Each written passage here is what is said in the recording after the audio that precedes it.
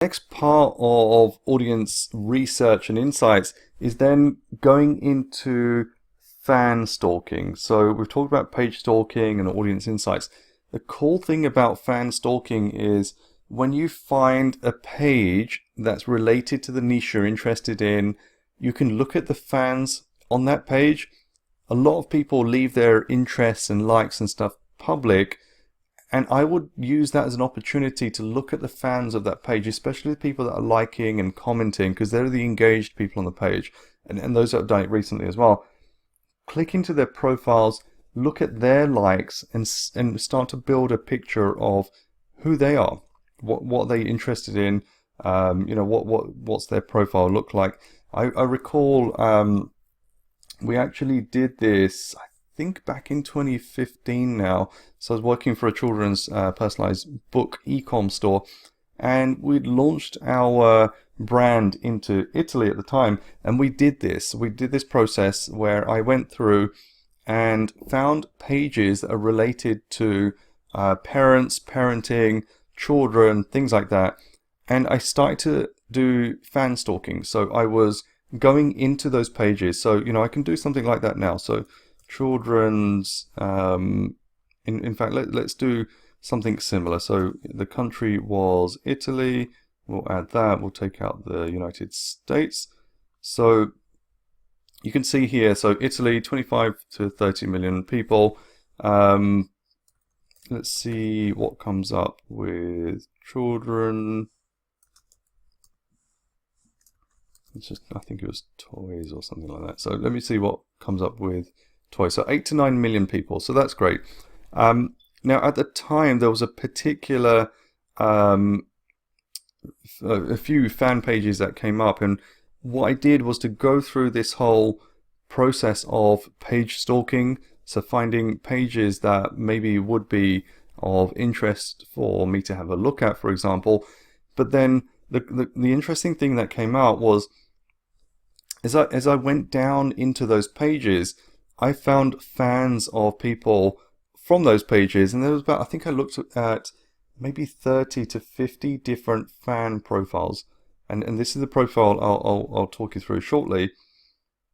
Essentially, what I did was to list those 30 to 50 fan profiles in a spreadsheet and find the things that those profiles had as listed as their page likes, and kind of tabulate it and look for the commonalities. And through this method, we found a particular brand of, I don't know how you describe it. It was like a blender, food blender, specifically made for babies, and it would blend their kind of vegetables and things like that. It would warm up the food at the same time, which as a parent is quite handy. So you can throw in your vegetables and make your kind of puree for your kid, but it'll heat it up into a ready-to-eat temperature as well. So it's a really convenient tool or device. And it was doing really, really well in Italy, and lots of people became fans of it. I'd never heard of it. I came across it through this method. We found we could target that brand as an interest, and that helped us to scale in Italy so fast with low CPMs, high conversion rates, high ROAS as well. And Italy quickly became, I think at the time, our second biggest and our first fastest growth market, just by doing this research. So, what I would do here is, for example, this is a decent page, Babalu Gadget, 653,000 people like this.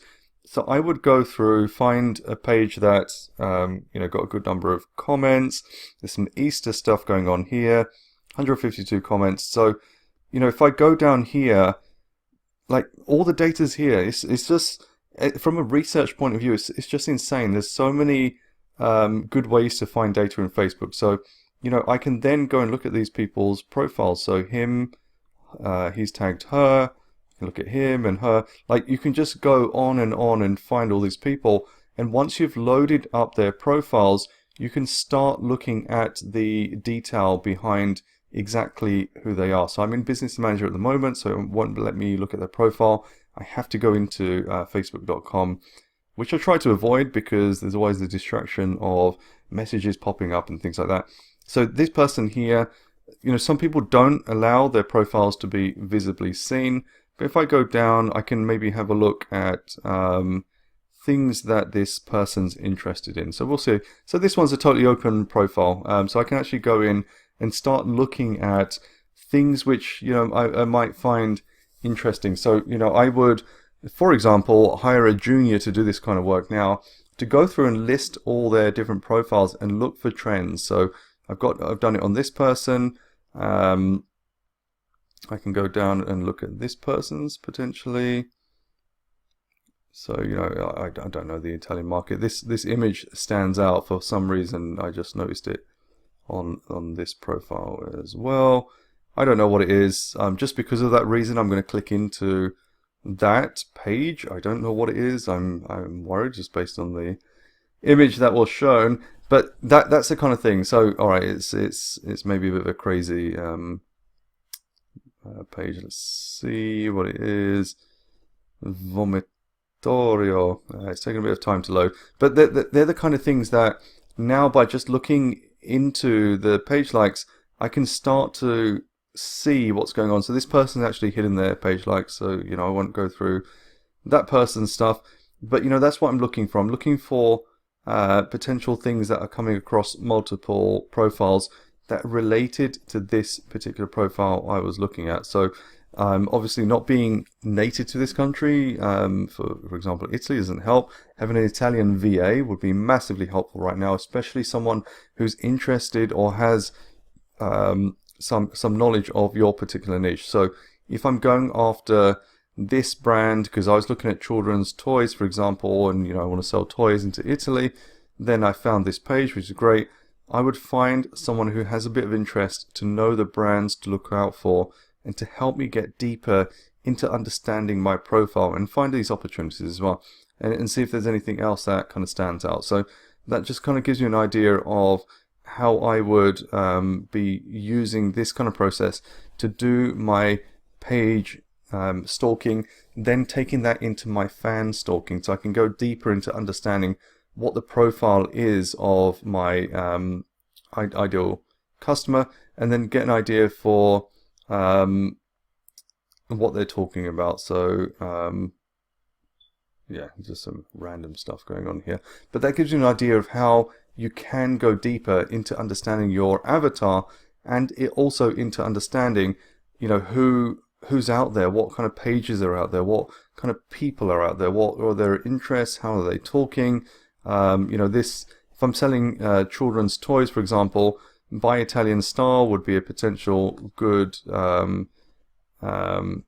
set of fans to try and target if I could, but then I can start reverse engineering to see why they're interested in this page, what kind of things they're talking about. Payment, okay, that's not so good, but that's how I go deeper into understanding my avatar and really building up that profile to contribute to two things here. Like, there's only two things I want out of this part of the research. Number one is potential new audiences that I can target, and then building up my avatar to be able to potentially create better ads.